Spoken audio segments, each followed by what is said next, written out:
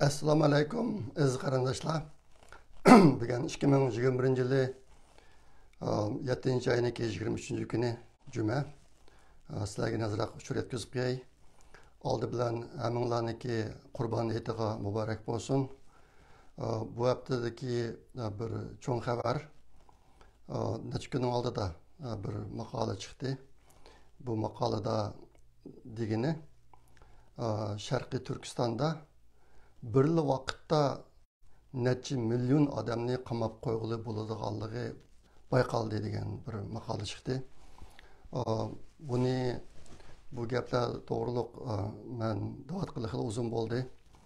Hozirga qadar 2014-yildan buyon 9 milliondek Uyg'urlar tutildi. Buning ichida o'lib ketganlar 1 milliondek odam, ishkirga o'tkazganlar 2 milliondek odam, qolganlari hozir turmada, lagerda va majburiy emgak zavodlarda uslag'liq degan gapdan da'vat uzoq bo'lib ketgan. Tunji qitim xalqaro mediaga bu gap chiqdi. Bu albatta biz uchun yaxshi xabar emas, lekin xalqarodan asta-asta bizning vatanniki ahvolini tushunishga boshlayotdi.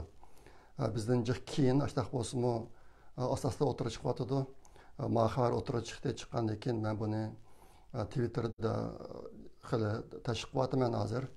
Buningga yondash meniki necha kunning ichida qilayotgan bir ishim Xitoylar 2013-yili Gansu o'lkasiniki saylig'ida bir nihoyatda cho'ng ko'lamlik lager yasashni boshlagan. Bu lager 2017-yili bitdi. Bu vaqtda bir YouTube videosi var Xitoycha. Men buni qo'shib chiqarib qo'ydim. Bu lagerniki nimasi ko'lami bak cho'ng. Uniki uzunligi 17 kilometr, kengligi 9,5 kilometr. Aşı videoniki deyishcha buningga 300 mingdan 1 milliongacha odamni sulab qo'ygan bo'ladi deydi. Bu bir jangalda bo'lganligi uchun bu yerda saqchilar turishniki beqishning hojati yo'q. Sababi nima desa, bu yerdan qochgan odamlar bir suv boyaga bir po'g'chilik sayda o'ladi deydi. Shunga buni qo'shib chiqarib qo'ydim. Xalqaro diqqat qilmaydi bu xabarga. Men buni dabkavat qilib uzoq bo'lib ketdi. 2018-yildan boshlab o'zim bergan inglizcha leksiyalarning hammasida mush gap bor. Xitoyniki Gansuga mana cho'ng ko'lamlik lager yasaganligi. Maqatimda chiqqan bir vaqtda bir qancha million odamni uslab qo'ygan bo'lganligi bayqaldi degan gap faqat Sharqiy Turkistonga qaratilgan gap bu. Shunga herhalde dunyoniki haqiqiy ahvolini ko'rishga boshlaganligi bir yaxshi ish, lekin bizga bo'lgan ziyon albatta yaxshi emas. Bizga bahchon ziyon bo'lib ketdi. Shunga bularni bir sizlarga deb qo'ygim keldi. Bu haftadagi ikkinchi cho'ng xabar muavin tashqi ishlar ministri Wendy Sherman degan xonim hozir Yaponiyani ziyorat qilyotdi. Mening bilishimcha bu xonim Yaponiya, Koreya va Mongoliyani ziyorat qilib chiqqan. Shu safarning oxirida Tianjinda to'xtab Xitoy hukumatiniki tashqi ishlar ministri Wang Yi bilan ko'rishmoqchi bo'ldi. Menimcha bu yaxshi emas. Bo'lib nimishqa degan chog'da hozir Xitoyniki, Xi Jinpingniki qaysi darajada insoniyatga qarshi jinoyat o'tkazganligi, Uyg'urlarni qaysi darajada qirg'anligini biz hammamiz bilamiz. Mushundaq ahvolotdami chet el hukumatining, bo'libmi Amerika hukumatining Xitoy bilan yana normal munosabatda bo'lishi kishini intayin echindirdi. Aslida hozir butun dunyo Xitoydan seskinib, Xitoyga norozilik bildirib, Sharqiy Turkistonga tekshirish umidi, kuzatish umidi avatib, zodi Uyg'urlarga qaysi darajada ziyon bo'ldi, buni tekshirishga otlangan bo'lsa yaxshi bo'lardi. Bu jihatdagi ishlar yana asta ashtaq bir ish bo'lmoqchilik Uyg'urlarniki beshiga kelgan bu zulm to'xtamaydi. Xitoylar hozir hech qanday to'xtatgani yo'q. O'zining planini burunqidaklar ijro qilib mengotdi. Xalqaroda hozirga qadar yana bir haqiqiy ahamiyatga ega bir qadam bosqichlar ilinmay, yana bunday ishlar yuz beryotdi. Shaxsan men bunga intayin ichinaman. bunday ahvolniki bo'lishiga. Endi men izchil turda deb kelyapman, Uyg'ur masalasini hal qilishda mana bir xalqaro tekshirish umiga, kuzish umiga berib bizning vatanga Xitoy Uyg'urlarga zodi qaysi darajada irqiy qirg'inchilik qilib bordi Uyg'urlar ustidan. Qaysi darajada insoniyatga qarshi jinoyatlarni o'tkazdi. Mushunlarni tekshirib aniqlagan chaqda anadan keyin dunyo cho'chiydi. Xitoyniki naqadar vahshiy, naqadar ig'ir jinoyatlarni o'tkazganligi haqida. Andan keyin shu asosda Uyg'urlarniki bundan keyin Xitoylar bilan birga yashashniki mumkin emasligini, shunga Uyg'urlarga cho'qim bir ayrim zamin bilib kerakligini his qilyapti xalqaro. Shu ish bo'lmay turib bizningki masalamiz haqiqiy turda hal bo'lmaydi. Shunga meniki eng diqqatim, eng qattiq tikilgan nuqtam shu. Izchil turda mushu sohada nima o'zgarish bo'ldi, nima yangiliklar bo'ldi degan narsalarga diqqat qilib kelyapman. Lekin hozirmi bu jihatda bir haqiqiy ahamiyatga ega o'zgarish yo'q. Uyg'urlar to'g'riliq xalqaro mediada maqola, dokladlar ko'p chiqyapti hozirmi. Har kuni nurg'un maqolalar chiqyapti. Yaqinda yaqsa ko'payib qoldi yana. Lekin haqiqiy Uyg'urlarga manfaat beradigan ma'nodni elib kelgan chog'da bir haqiqiy qadam ilinmaydi. Men shunday o'ylayman. Ma ahvolmi yaxshi ahvol emas. Amerika hukumatining Xitoy hukumati bilan kurashishi. Ba'zilar deydi, bu qadimki bu kurashishni Amerika talab qilibdi deydi. Agar ashtaq bo'lsa, bu bir ichinishlik bir ish menimcha. Endi bu haftadagi 3-chi cho'ng xabar Xanan o'lkasidagi Jingzhou shahridagi suv opti. Bu to'g'riliq nurg'un videolar chiqib ketdi. Buni ko'rdinglar, har kunisi ajoyib ichinishli ahvollar yuz beryapti bu yerda. Bulupmu eng cho'ng ziyon bo'lgan bir yerasti poyez stansiya, yerasti poyez bilan yerasti tunnel kishilar ishqi berib kagichdek mangadigan bir cho'ng yo'l bor ekan. Har bir yo'nalishda 3 qur mashina manglaydigan. Shu yo'lning ichida uning uzunligi 4 kilometrdek, uzunligi 4 kilometrdek ekan. Şunun içine işten düşüdüğü vaxtıda, maşınlar lıq toluğa vaxtıda kelkin gelip, maşınlar şu ızdılık hep gelip, bütün maşına veyran bulup, maşının içindeki adamlarımı hemisi ülüp gitti deydi, hazır haberler qarğan çağda. Hazırkı mölçerde şu tanılındaki içindeki ölge adamlar 5.000'dan aşılı deydi. Nurgun aileler, aile boyunca, şu özünün başlarının içindeyken, aile boyunca ülüp gitken ahvallar var. Endi Xitoy bu voqealarni bu qadimki suv oftini asosan tabiat hodisasidan bo'lgan tabiiy baloyi ofat deb tashqiqotidi. Amaliyotda bo'lsa buniki kelib chiqishi suv ombiridagi suvlarni quyib yetishdan kelib chiqqan. Suv ombiriga yomg'ir qattiq yoqqandan keyin suv ombiriniki suv ko'payib ketib bexatar sizig'idan eshib ketgandan keyin bular suv quyishga majbur bo'ldi. Ashta bo'g'ashqa mayli temir yo'l bo'lsin yoki tunnel bo'lsin, bu yerga suvning kelishi tadrijiy emas, biroq mumkin 5 minutdan ichida mumkin qattiq suv kelib besib ketgan ahvollar bor. Buni Xitoylar yushudi. Tabiiy ofat, hatto bular nima deydi desanglar, bu Xitoyda 1000 yilda bo'lib boqmagan ofat bo'ldi dedi. Ba'zilar hatto 5000 yilda bo'lib boqmagan ofat bo'ldi deb tashiryotdi. Xuddi 5000 yildan burungi ishlarni xotir qoldirib qo'ygandek. Anaydi deymiz, numussizlarcha tashqatlarni qilyotdi bular. Yana bir video chiqdi shu 2 kunning oldida.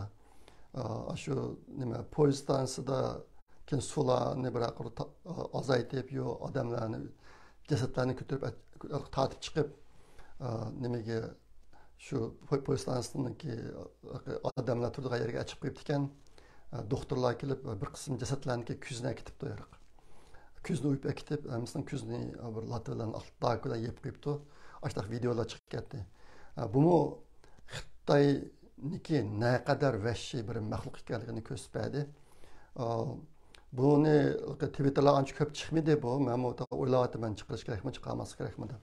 Endi bir rayondagi xalqi mana cho'ng suv ofatiga uchrab, ülüp veyran bo'lsa, Xitoy hukumati doktor vatib ularniki ko'zlarini yog'ini ajoyib bir ishendi. Bu dunyoda bundaq mahluqlarni boshqadan topib olmaydi asalliqcha. Mana ishlar yuz berdi. Endi Xitoyda mana cho'ng suaptidan birisi 1975-yili 8-oyning 8-kuni bo'lib ekan. U chaqdimi asosan su ombirininki suydan su ombiri teshib chiqib bo'g'ash. U chaqdagi mushu rayonlarda mushu Jingzhou degan rayonlarga Sovet ittifoqidan sepbergan Sovet ittifoqininki injenerlari laylab bergan 62 to'g'on bor ekan, su ombiri bor ekan. Buni daryoning eng yuqori egiz yeridan boshlab to'yinga qaratib minib yasagan ekan. Asosligi birisi suvni kontrol qilish, ikkinchisi elektr stansiyasi qurish maqsadida. U chaqda eng yuqoridagi su ombiri yerilib ketib, su eqib ketib, shuning bilan oxirdagini birdan o'rib, jami 62 su ombiri yerilib 250 mingdak odam o'lgan ekan 1975-yili. Shunga bu qitimqi bo'lgan hadisa Xitoylar 1000 yilda bo'lib boqmagan deyotdi amaliyotda 75-yildagi bo'lgan su ofati hozirgadan cho'ngroq ekandiq. Buni Xitoy analizini o'tirib qo'yotdi. Yana bir odamni nima deymiz o'zini quydiga topolmaydigan bir ish va uni nima desanglar Xitoyniki tashviqotlarda bu qitimqi Jingzhouda bo'layotgan su ofatini ancha bermay bular hadab Germaniyada yuz bergan bir su ofatini so'zlab aytibdi hozir.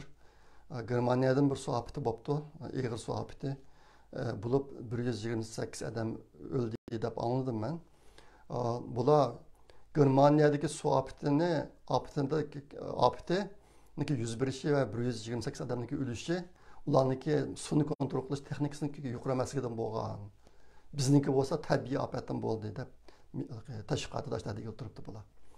Shunga buni ko'rgan kishilar meni hayron qilib. Endi kishilar biroz hayron qoladi. Bu Xitoylar hozir tashviqot kelgan chog'da nomussizlarcha oqisini yuziga chaplablarmikin gapni davrotadi shundoq. Boshqa davlatlarni tushirib, Amerikani, Germaniyani, hatto Angliyalarni tushirib, bir tarafdan tushirib o'zini maqtab, ashtaq qilyotdi. Buning qarta xalqaro boshqa davlatlar ancha gap qilmaydi odatda. Nima qilsam qilavergin deb. Bu yerda bir g'arb ellarida davomlashib kelayotgan bir prinsip bor. Buni men sizlarga deb qo'yay. Bularniki mashlashlar kelgancha tutilgan pozitsiyasi bundoq. Agar ikki taraf o'tirsida adolatsizlik yuz bersa, ojizlar intiqom oladi. Bunun bir misali Al-Qaida, ISIS degandek, Taliban degandeklarni o'ylasanglar bo'ladi. Ojizlar intiqom oladi. Kuchliklar apu qiladi. Oqilona kishilar parvo qilmaydi. Yana bir qatim depiray, ojizlar intiqom oladi, kuchliklar apu qiladi, oqilona kishilar parvo qilmaydi. Shunga Amerika, Yaponiya, Yevropa ellari hammasi qarasanglar, Xitoyniki qilayotgan shunday yuzsizliklarga tashqi jihatdagi va boshqa jihatdagi asosan parvo qilmaydi bular. Shundoq ochiq oshkora yolg'on gapirsin bular parvo qilmaydi. Nimishqa desanglar, g'arbniki ish qilish prinsipi shu. Oqilona odam parvo qilmaydi.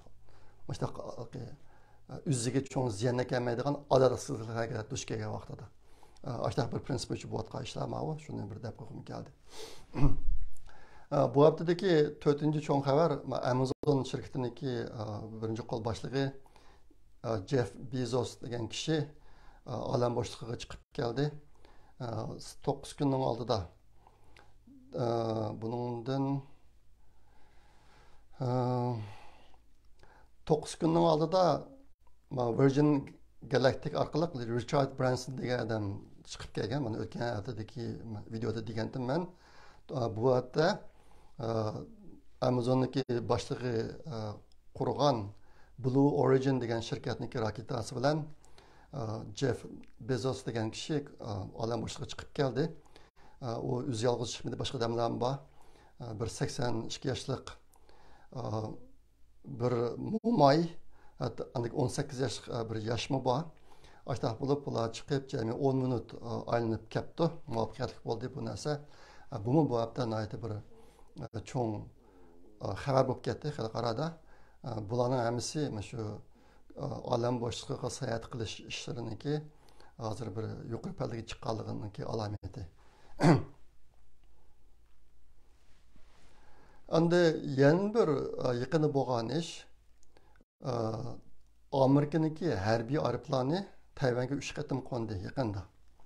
Nihoyatda oqaqaqidan. Bu yerga ba'zilari nihoyatda maxfiy Tayvanda ish qilayotgan Amerikaniki harbiy qo'mondonlarga olib beradigan, hujjat olib beradigan yoki ba'zi bir buyumlarni olib beradigan safar deb qaralyotdi. Ish qilib 3 qatim Amerikaniki aeroplanni Tayvanga berib qo'ndi.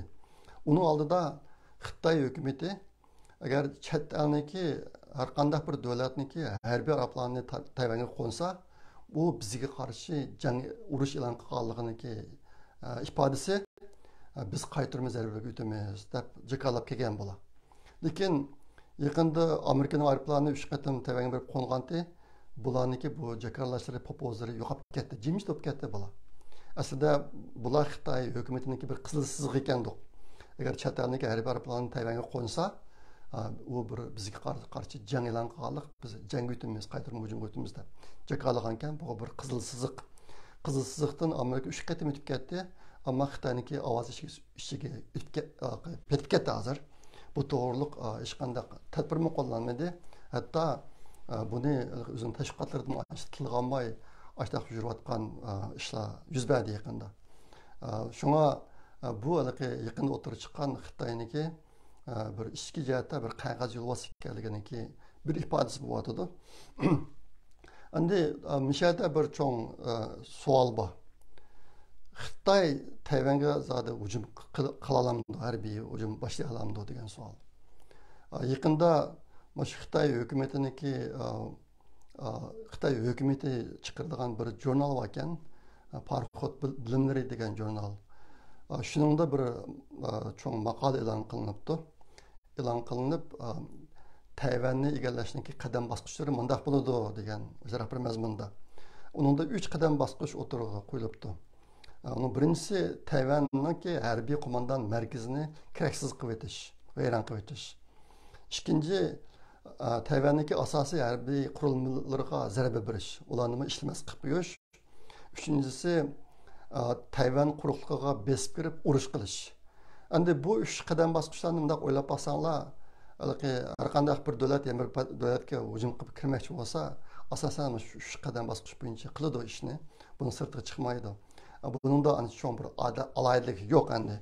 Bu yerda bu maqolniki nima bo'lib buna maqola o'tirib chiqib qoldi desanglar, asosan dunyoga propoz qilyapti Xitoylar.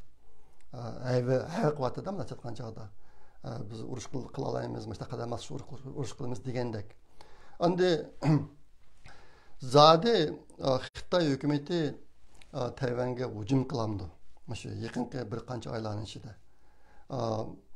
Ben burunqi bir videoda Xitoyda kelar yilda o'tkaziladigan olimpik, qishliq olimpik musobaqasidan burun bunda ishni qilinmaydi degan.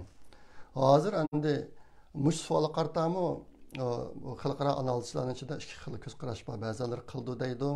Tayvanniki mush tashqi ishlar, Tayvanniki shu davlat mudofaasiga mas'ul kishimi yaqinda Xitoy Tayvanga hujum qilishga tayyorlanyapti degan bir bayonotni bergan. Endi shunga bu yaqinda hujum qilish mumkin deb qaraydiganlarmi bor. Lekin bu ish mumkin emas, hujum qilinmaydi deb qaraydiganlarmi bor. Men sizlarga qisqacha hujum qilinmaydi deb qaraydiganlarniki ko'z qarashini qisqacha xulosalab beray, ularning asosi nima ekan degan narsani. Bu jihatda endi bilib qo'yish tegishli narsalar bu.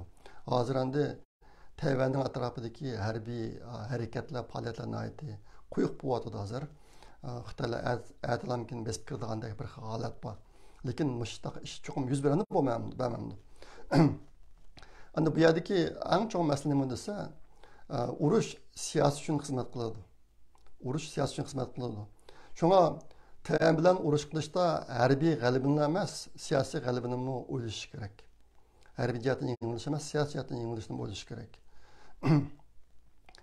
Agar Xitoy Tayvanga hujum qilib mag'lub bo'lsa, Xitoy Kompartiya hokimiyati butunlay gumron bo'ladi. Bu nihoyatda aniq. Endi bir nuqtadan aytsanglar, agar Xitoy Tayvanga hujum qilsa, Yaponiya, Amerika qatorliq davlatlar yordamga o'tadi. Hozir yordam birimiz deyotganlar xili ko'p, Avstraliya ham bor, Hindiston ham bor degandek. Endi Xitoyga taqobil turish uchun bu davlatlar Xitoy davlat ichidagi harbiy qo'mondon markazi va harbiy qurilmalarga hujum qiladi, bomba atadi. Dengizdan, havodan degandek. Ashta qilib Xitoy vayron bo'lib, keyin hokimiyati ag'darilishini aytib muqarrar bir ish. Bundaq bo'lganda Xitoy Kompartiya hokimiyatidagi rahbarlarning hammasi bu urush to'g'ri hisob berdi. Shu jarayonda hozirgi hokimiyat ag'darilmay, yani iloji yo'q uningga. Endi undaq bo'lmay Xitoy yengilmaschu degan ehtimollikmi bor. Bundaq ehtimollik bak kichik. Mingda bir, 10 mingda bir degidek. Intayin kichik bundaq ehtimollik. Agar ashtaq bo'lib qolsa qanday bo'ladi? Agar Xitoy yengilmasa, masalan, Tayvanga hujum qilib, besmasa Tayvanni. Qanday bo'ldi desa, Xitoy oldi bilan butun dunyoniki iqtisodiy jazosiga uchraydi. Butun dunyo Xitoyni iqtisodiyotda cheklaydi. Masalan, buning ichida bir qancha narsalarni tilga olish mumkin. Hozir shu telefonlar ishlatadigan bir chip degan, ingliz chip deydi, endi elektronlik zapchast bor. Xitoy o'zi ishlab chiqarmaydi. Buni chuqur chet eldan kirish kerak. Amerika buni xil kontrol qilyotdi, yaqin yoqi Tayvan ishlab chiqara oladi buni. Masalan, shu chip, elektronlik zapchast, energiya, andan ochliqni import qilish ishlarini qilolmaydi Xitoy. Bu yerda hozir Xitoy har yili chet eldan 540 million tonna maya kirdi ekan, neft kirdi ekan. Har yili 540 million tonna maya kirdi ekan. Ondan keyin Xitoyniki ochlig'iniki 20%ni mi chet eldan import qildi ekan Xitoy hozir. Agar Xitoy Tayvanga hujum qilsa, shu Xitoy ochliq sotayotgan, may sotayotgan davlatlarning hammasi ochliq qilishni to'xtatadi. Ochliq boshqa Xitoyniki iqtisodiy jihatdan va ochliq jihatdan o'zini beqib tura olishi mumkin emas. Shunga nurg'un kishilar ochliq va sovuqdan o'lishi mumkin. O may kirmagandan keyin qish vaqti uyni isitolmaydi degan gap boshqalardan tashab qo'ygan taqdirda shu nurg'a odamlar shunda o'lishi mumkin. Xitoyniki iqtisodiy xuddi hozirgi Shimoliy Koreyadagi bir holatga kelib qilishi mumkin. Endi bir qism kishilar Xitoy davlatiniki qanday bo'lib ketishidan qat'iy nazar Xitoyniki boshliqlarga ta'sir etmaydi deb qaraydiganlar ko'p. Ahvol bunday emas. Buniki nima uchun aytsanglar, Xitoy boshliqlariniki puli chet elda. Ularniki ayolali, xotin bolalarning hammasi chet elda, mollar chet elda. Agar mana bir urushib qolsa, Xitoy boshliqlari chet elga qocholmaydi. Butun bu narsa sirt qilib qolgan. Shunga xotin bolalarimiz Xitoyga qaytishga majbur bo'ladi, o'zlari chet elga chiqolmaydi. Shunga mushning bilan Xitoy boshliqlari intayin og'ir darajada ziyon uchraydi. Shunday bo'lganligi uchun Xitoy Kompartiya hokimiyatiniki rahbarlari bundaq bir urush qilishni qo'llab ketishini atayin. Bu yerda eng cho'ng foydalanadigan bir odam bor, Xi Jinping. Xi Jinping foydalanishi mumkin. Foydalanib, agar Tayvanga hujum qilib Tayvanni olsa, Xi Jinpingniki tarixiga yoziladi demoqda. Xi Jinping degan bir rahbar Tayvanni qo'lga keltirgan degandek.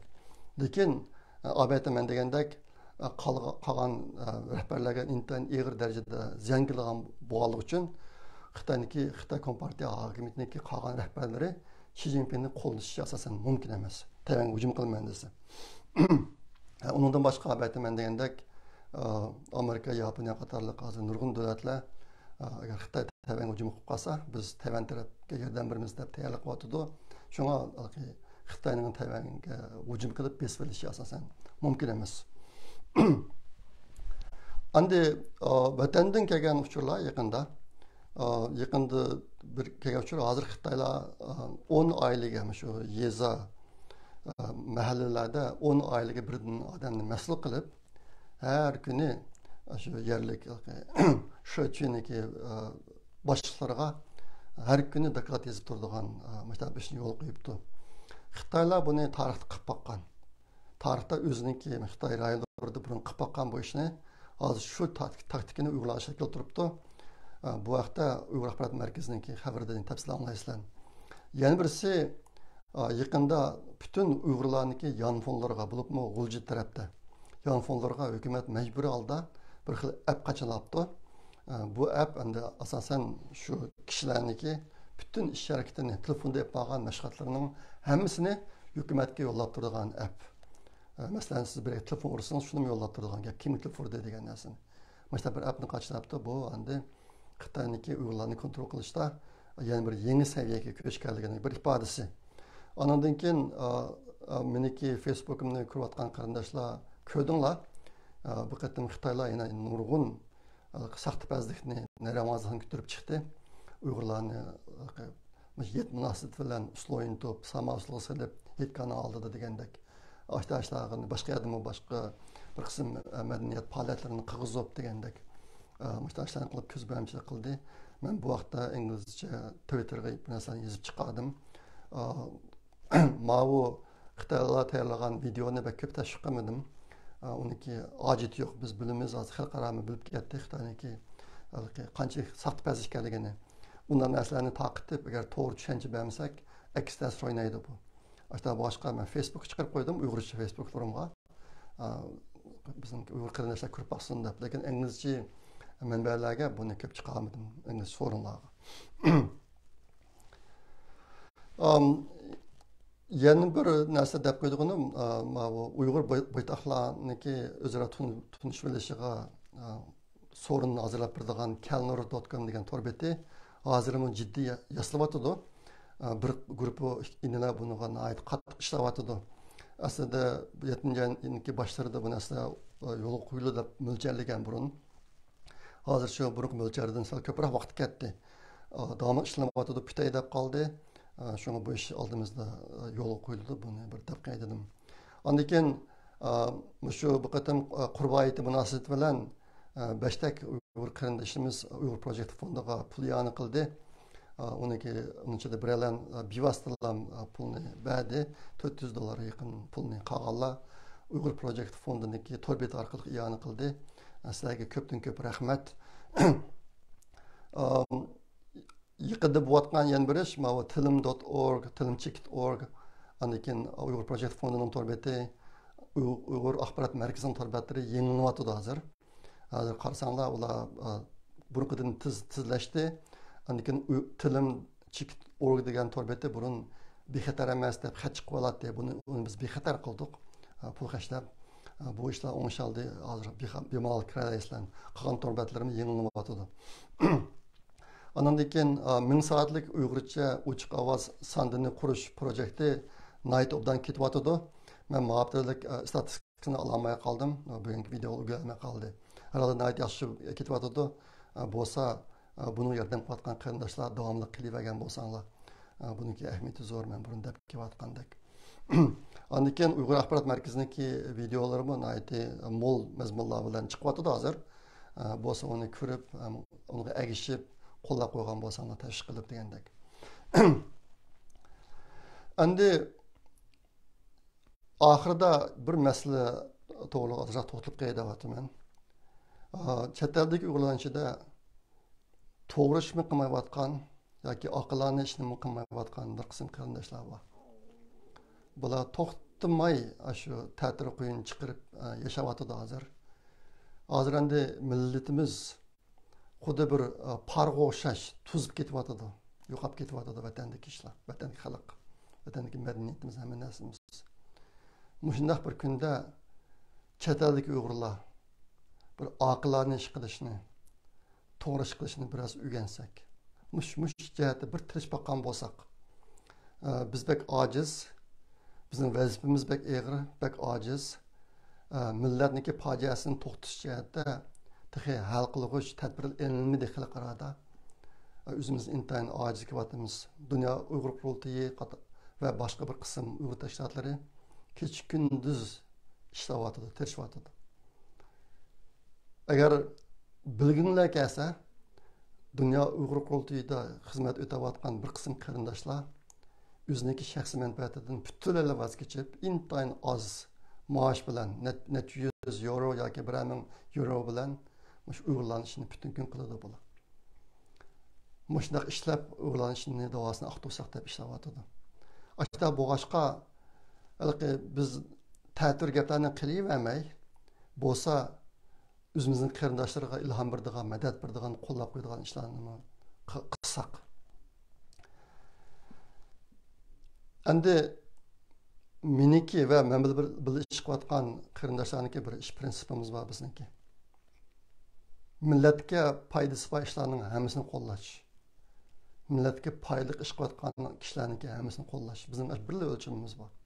Başqa kişilərə qandaq muamele qilishdi. Bolsa müşəyyət həmimiz uda oynab baxsaq. Biz pek eğir, ahvalımızda dahi yaxşılanish yo'q. Özümüz pek aciz. Açta boğaçqa kuchimizni yig'ib, ishimizni biraz aldığı mağdurishqa tesh baqqan bo'lsak. Men bunu sizlardan o'tinaman. 4. asrda yaşagan onlarniki daisi, atalarniki bunda bir so'zi bor. Men shuni sizlarga bir o'qib beray. Hamidin muhimi her bir onda sadaqatmanlik bo'lish kerak. Agar bir on öz qabiləsinin mənfəətiga qarşı bo'lgan ishlarga aktiv holda qatnashadigan yoki boshqalarni ashunda qilishga undaydigan bu sadaqatsizlik bo'ladi. Bunda onlar mayli u jangchi bo'lsin yoki boshliq bo'lsin, eng tez suratda yo'qotilish kerak. Ularning sadaqatman o'zlarga ta'sir ko'rsatish va ularning irodasini bo'shitish iqtidori bir xil yuqma kasalga o'xshaydi. Sadaqatsiz harakatlar va pozitsiyalarni o'zgartgili bo'lmagan ahvol ostida ichimizdagi biz qilayotgan ishlarga nisbatan hech bir qiymati yo'q ishlar degan pozitsiyada bo'lgan hamda u ishlarni og'dirib o'tishni o'ylaydigan odamlarni qattiq chora bilan ko'zimizdan g'oyib qilishimiz kerak. Bu ularning daisi otlarniki gibi. Bu oxirgi gapni men yana bir qilib o'qay, biroz tushunishsiz qoldi. Sadaqatsiz harakatlar va pozitsiyalarni o'zgartgili bo'lmagan ahvol ostida ichimizdagi biz qilayotgan ishlarga nisbatan hech bir qiymati yo'q ishlar degan pozitsiyada bo'ldigan hamda u ishlarni og'dirib o'tishni o'ylaydigan odamlarni qattiq chora bilan ko'zimizdan g'oyib qilishimiz kerak. Bu otalarning gapi. Shunga hozirgi vaqtda hammamiz oqilona ishlarni va to'g'ri ishlarni qilishga tirishaylik. Bugungi video mashhur gaplarim shu. Kilar hep görüşecek aman bulunla. Hayır hoş Allah'a emanet.